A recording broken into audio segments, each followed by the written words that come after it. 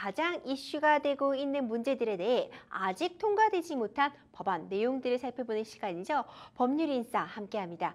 변호사님, 오늘은 어떤 내용, 어떤 주제 준비해 오셨나요? 네, 오늘은 쉽사리 다루기도 쉽지 않고 또 가장 공분을 많이 샀던 학교 폭력 법안에 관한 내용입니다. 오늘은 학교 폭력에 관한 처벌 법안과 앞으로 강화될 계류 법안 그리고 여러 개요들에 대해 안내해 드릴 예정입니다. 학교 폭력 네. 정말 근절돼야만 하는 그런 네. 주제죠. 네. 특히 요즘 더 글로리 많이들 보셨을 그렇죠. 거예요. 학교 네. 폭력을 전면으로 다루고 있는 더 글로리라는 이 드라마가 굉장히 흥행을 끌면서 학교 폭력에 대한 관심도 높아졌습니다.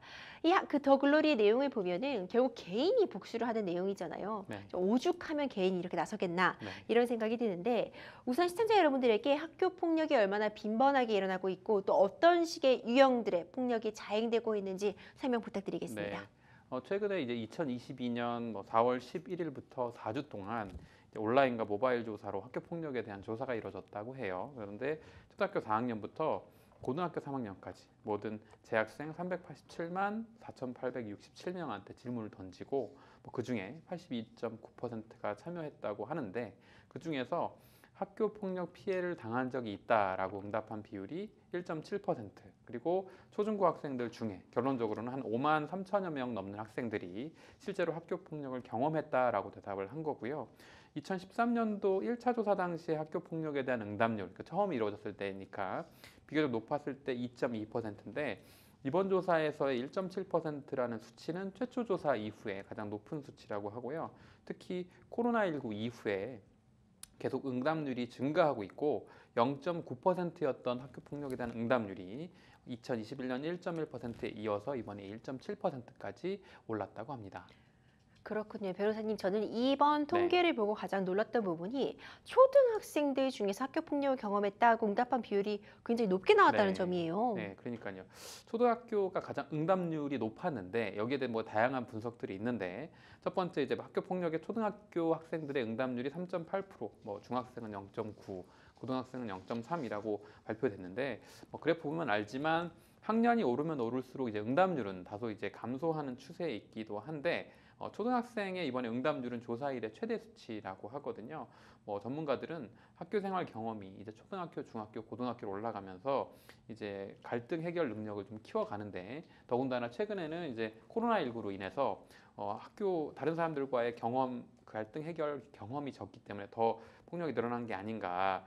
그런데 다만 여기서 또 한 가지 눈여겨볼 점은, 고등학교의 학교 폭력 응답률 같은 경우에 초등학교나 중학교보다는 낮지만 피해 빈도가 더 높게 나타나는 게 특징이거든요. 그러니까 학교 폭력을 얼마나 자주 입었냐라는 빈도에 대한 질문에 대해서는 거의 매일로 응답한 비율이 고등학생이 27%, 그리고 중학생은 26.2%, 초등학생의 20.6%보다 높다고 하거든요. 게다가 피해 후의 힘든 정도를 살펴보면 고등학교는 초등학교, 중학교보다 피해율은 낮은 반면에 거기에 대한 피해 빈도가 높고 힘든 정도가 더 높게 나타났다라는 특징이 있었다고 합니다.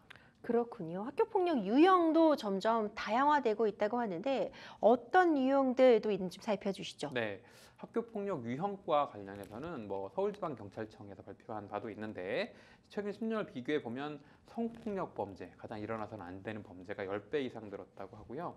2012년도에 학교 폭력 중에 성폭력은 42건에 불과했지만 2022년엔 무려 473건. 반면에 이제 직접적인 물리적 폭행은 또 반대로 크게 줄어든 추세로 나타나서 2012년도에 폭행이나 상해 건수가 2,935건이었던 반면에 2022년도에는 1,148건으로 절반 이하로 줄어들었다고 합니다. 신체적 폭력이 줄어든 대신에 언어 폭력 같은 경우는 2012년, 10년 전에 78건에서 2022년도에는 162건으로 2배 이상 늘어났다고 합니다. 역시 학교 폭력 정말 심각한 사안으로 네. 간주해야 될 것 같은데, 그렇다면 학교 폭력 정말 이제 막아야 되잖아요. 네. 관련 법안들도 계류되어 있을 것 같은데 어떤 것들이 있나요? 네, 최근에 계류된 법안들은 가장 사회적으로 문제가 됐던 내용들, 그러니까 학교 폭력의 가해 학생의 상급 학교 진학에 이 학교 폭력 발생이 전혀 영향을 못 미친 게 아니냐라는 비판 여론을 반영한 걸로 보입니다. 그래서 계류 법안들은 징계받은 지원자의 점수를 깎는다든지, 아니면 학교 생활 기록부에 남아있는 기한을 졸업 후 최대 10년까지 이 기한을 늘리자는 내용을 담고 있기도 하고, 주로 이제 가해 학생들의 처벌을 강화해서 학교 폭력을 좀 줄이거나 없애가자라는 쪽에 초점을 맞추고 있고요. 또 가해 학생의 접촉이나 협박, 보복 행위의 범위를 좀 더 구체화하자. 그다음에 온라인상 보복 행위에 대해서는 가중처벌하자라는 내용도 법안에 이제 9건에 담겨 있고요. 반면에 이제 피해 학생을 보호하는 법안 같은 경우는 학급을 교체한다든지 전문 의료기관을 연계하는 등 긴급 보호 조치가 너무 약한 게 아니냐라는 비판을 반영해서 강화하는 법안도 있고, 또 학교 폭력 상담 치유센터라는 걸 설치하도록 하는 내용 법안까지 담겨 있습니다. 그래서 정부는 졸업 후 2년 동안 생활기록부에 전학 조치 기록을 남기는 등 가해자에 대한 처벌을 강화하는 데에는 동의하는 그런 분위기입니다. 네, 처벌 강화는 반드시 좀 뒤따라야 될 조치임은 분명할 것 같지만요. 네. 사실 좀 부작용의 우려도 있는 것이 사실이잖아요. 네. 또 어떤 내용들 언급되고 있나요? 네, 맞습니다. 가해 학생에 대한 엄단 취지로 이제 처벌을 강화하게 되면 가해 학생이 이제 그런 대상이 됐을 때 가해 학생의 보호자들이 맞신고를 한다든지 민원을 제기한다든지 혹은 그 해당 처분에 대한 불복을 다투는 행정심판이나 소송 등이 늘어날 가능성이 있고요. 또 학교폭력대책심의위원회가 이런 강화된 처벌 때문에 심리를 더 이제 엄격하게 해야 되는 상황에 처하기 때문에 제때 분리되지 못한 학생이 2차 피해를 입게 되는 게 아닌가라는 이제 우려도 있고요.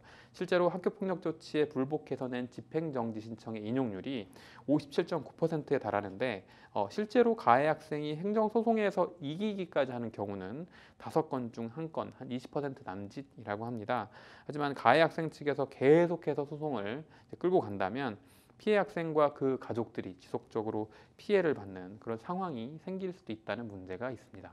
그렇군요. 그렇다면 좀 실제 발의된 법안 중에서 좀 대표적으로 좀 설명해 주실 만한 법안들 내용 좀 짚어주시죠. 네, 여러 법안들 중에 최근에 언론에 보도된 박용진 더불어민주당 의원의 법률안에 따르면 해당 법률안은 이제 학교폭력 가해자의 집행정지 신청 등으로 피해자에 대한 보호 조치가 무력화되지 않도록 하는 내용을 이제 핵심적으로 담고 있습니다. 법안에는 학교폭력 가해자와 그 보호자가 행정심판 청구를 하고 집행정지 신청을 할 경우에도 그 경우에 법원이 피해자와 그 보호자의 의견을 듣도록 하는 절차상의 이제 피해자의 의견 제출권을 담은 걸로 보이고요. 또 가해자 측이 집행정지 신청을 해서 처분 조치를 지연하는 걸 막기 위한 취지로 소송이 길어지면 실질적으로 무력화되고 피해자가 그 과정에서 보호받지 못한다는 비판을 해결하기 위한 안으로 보입니다. 해당 의원실에서는 이런 동일한 내용의 끔찍한 학교 폭력은 더 이상 없어야 되기 때문에 가해 학생의 부모가 법을 악용한다든지 그동안 이제 피해자가 고통 속에 있는 걸 방지하기 위해서 이 부분에 대한 해결책을 마련하기 위해 법률안을 발의했다라는 입장을 밝힌 바 있습니다. 그렇군요. 좀 교육부도 학교폭력 막기 위해 발빠르게 움직이고 있다고 하는데 어떤 내용인가요? 네, 교육부가 현재 최대 2년으로 되어 있는 가해 학생의 학교폭력위원회 조치 그리고 생활기록부 보존 기간을 연장하는 방안을 검토하겠다고 밝혔습니다. 그 학폭위 조치의 생활기록부에 대한 기재가 도입된 건 2012년인데 최대 보존 기간에 관련해서 초중등 학교는 5년, 그다음에 고등학교는 10년이었었는데 2013년에는 고등학교의 경우에 5년으로 단축했고 또 심의를 거쳐서 삭제할 수 있는 임의 조항도 들어가게 됐거든요. 그러다가 2014년에는 최대 보존 기간이 2년으로 단축이 됐는데 교육부는 이제 학폭위 조치상을 대입 전형에 반영하는 방안도 검토하기 위해서 이 부분에 대한 조치를 연구하고 방안을 만들겠다라고 했는데 가해 피해 학생에 대한 즉시 분리나 학교장의 긴급 조치도 강화해서 피해자 보호 방안을 만들겠다는 안도 밝혔고요. 현재로 지금 각 학교는 학교 폭력을 인지하면 가해 학생과 피해 학생을 즉시 분리하도록 규정되어 있긴 하지만 이에 관해서 이제 최대 3일이라고 하는 제한을 교육부가 밝혔던 바가 있는데 이 부분에 대해서도 개선하겠다고 밝혔고 또 교육부는 단위 학교에서 학교 폭력 사안을 자체적으로 조사할 수 있는 전담 기구에 전문가들의 이제 참여를 외부 전문가들의 참여를 확대하도록 하고 학생들이 이제 누가 가해고 피해고 이런 부분을 넘어서서 이제 관계 회복도 지원하고 인성 교육이나 사회적 시민 교육을 강화하겠다고 밝혔습니다.